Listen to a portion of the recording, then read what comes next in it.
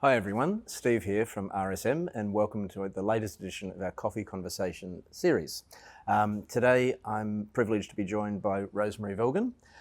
Rosemary will be known to some of you, I'm sure.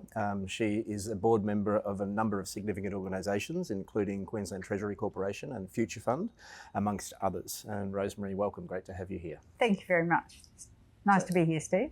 Great. So as we sort of had at the very start, talking about this, this is all about having a casual chat over a coffee. Yep. So maybe if you could just tell us what your coffee of choice is. Well, at the moment it's Skinny Cap. It depends how much I've drunk during the day. They get smaller as they go on, so it'll be a piccolo after this. Yeah, so. I can relate to that actually, Rosemary. I'm very, very similar. So I'm an oat latte guy, but the same thing, they get a little bit smaller. Yep. And this is actually my second as well. I probably needed a bit of a start today. Fair enough. So maybe if we could just kick things off, if you could tell us a little bit about yourself, about your background and what's brought you to where you are these days. Yeah, thank you.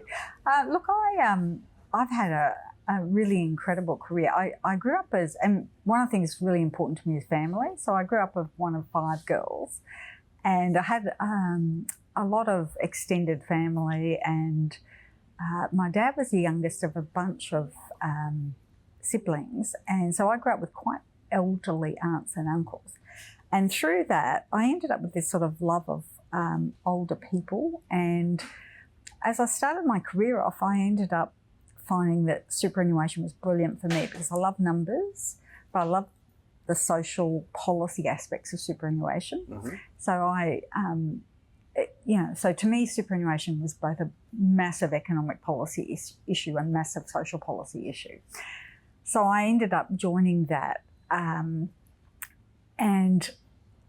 one of the things I found is it's great to join a growing industry because my career took off without a glass ceiling. I ended up as a national chair of the board and a CEO, and had kids along the way.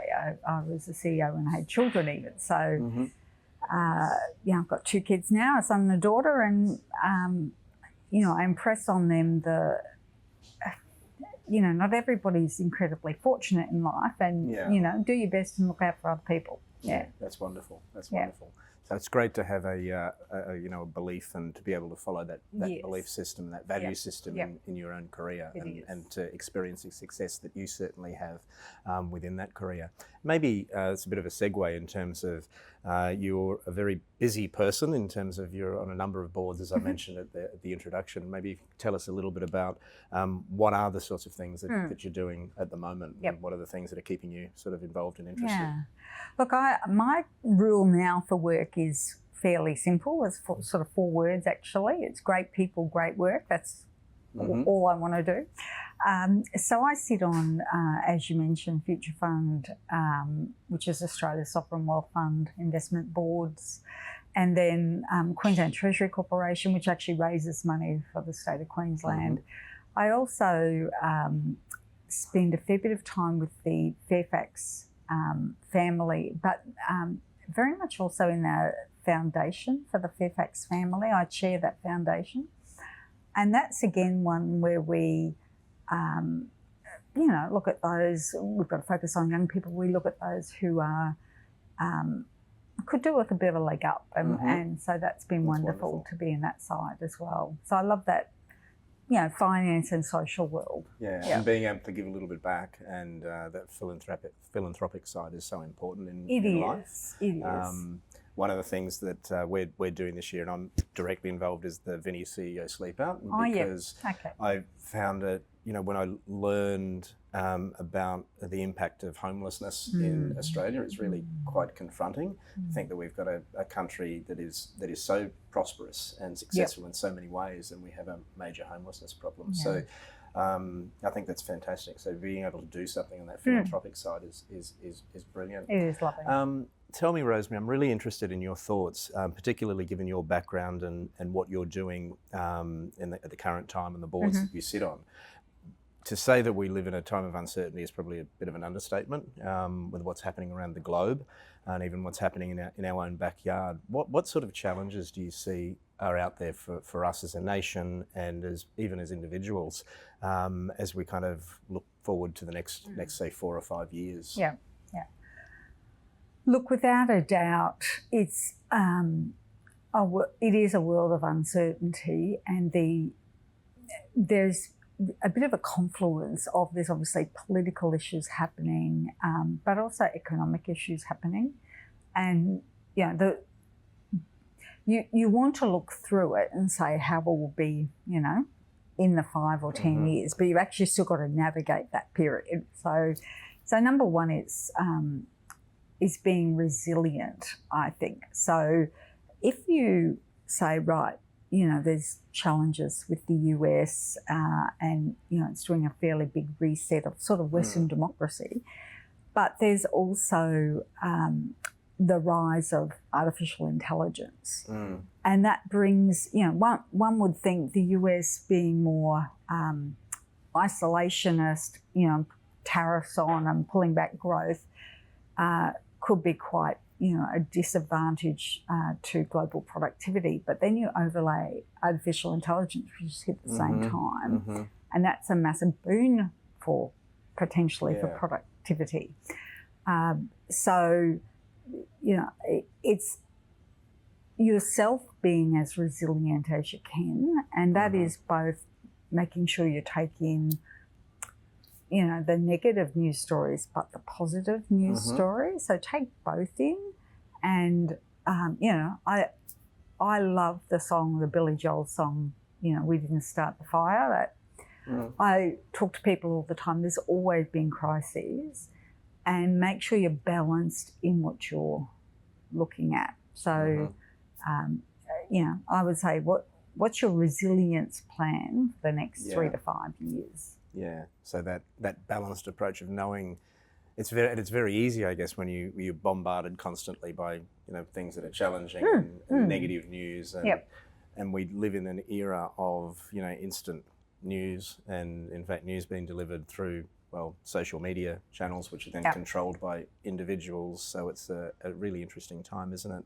Tell me, with the artificial intelligence piece, because again, I think it fascinates all of us. And I think of it in the context of our own business with in the accounting and advisory world. And there's no doubt it's already disrupting, but I envisage in the next couple of years, it'll disrupt much more. That's not necessarily, in my mind, a negative comment, because I think it provides an opportunity for us to do things very differently, for us to work with our people and our clients very differently.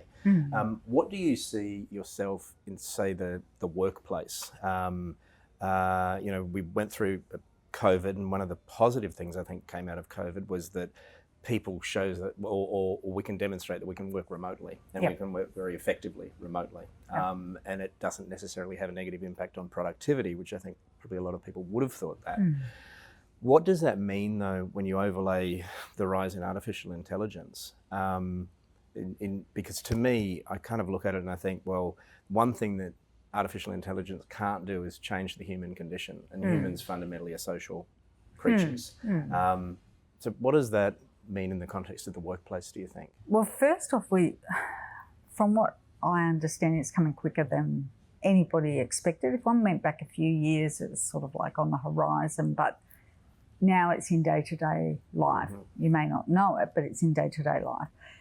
I think you're exactly correct. So artificial intelligence is about, bringing together, scraping all of the data and trying to make sense of it and present it back to you to do something with. Now, if your job's just data manipulation and, collection or, accounting services, a lot of that can be done by artificial intelligence, but what can't be done is the human interaction. And let's do it this way. If we look at a different profession, the medical profession, okay?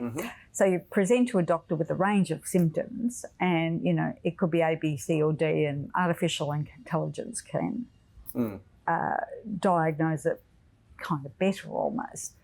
But the doctor's got to go, okay, but I know this person in front of me.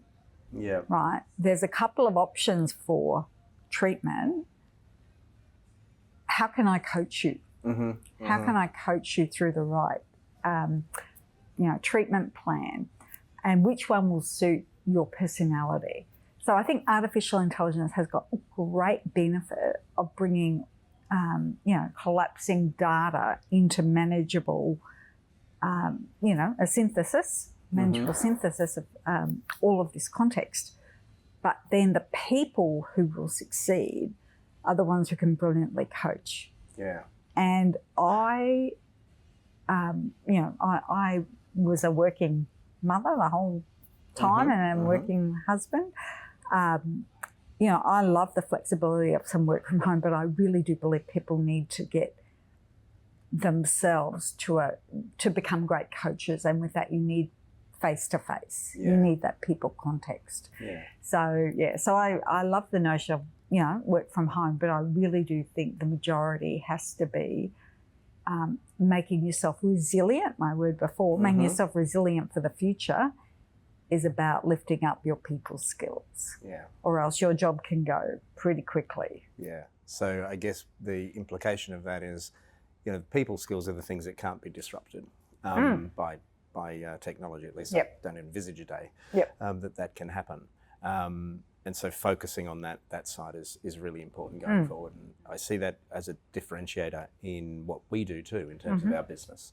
The more you are present, with people, the better it is for the future. Yes. Can I ask, just to sort of head towards the finishing line of our conversation, but some of the opportunities. I mean, I look at, I'm incredibly grateful that I live in this great city of Brisbane. I think we've got so many wonderful things ahead of us, particularly over the next sort of 7 years, and the runway towards the Olympic Games, which I think will be really exciting for the city.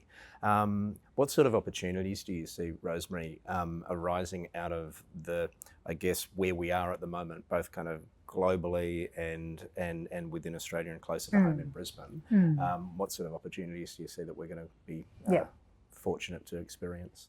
I still adore Brisbane as a livable city. I actually don't like the heat, would you believe? But there's ways around that. But you can get around the city. You can connect really well. The opportunities are quite incredible. So if you list all our problems, maybe, but flip them. Okay, so you mentioned homelessness, but we've also got the massive energy transition. We've got to build everything for the Olympics. There are genuine big infrastructure demands, on this state. And that creates an awful lot of opportunity. So opportunity in, in the accounting type field, the worlds I'm in, obviously there's new accounting standards for, sustainability. And, so you can take your career in different directions. You can say, well, I want to be part of the solution. Yeah. So, what tugs at you, does energy, does that world tug at you? Does housing, does health, does sports? I guess work the themes out of what interests you, and as I, mentioned earlier, I happened upon, and, seek careers in those growth fields, because we've got huge numbers of growth fields. Yeah. So it's sort of like if you point yourself towards a growing field that interests you, and work with great people. So my 4 words were great people, great work. That's kind of what I'd tell people. That's wonderful. Look for that in the growing areas of Queensland. Yeah, so positive, and such a great time to be in Brisbane and to be doing what we're doing. So Rosemary, thank you so much for joining me and having a chat. You're very welcome. Thank you everyone for joining again. I'm sure you gleaned some valuable insights from what Rosemary had to say, and I look forward to next time. Thanks again. Bye.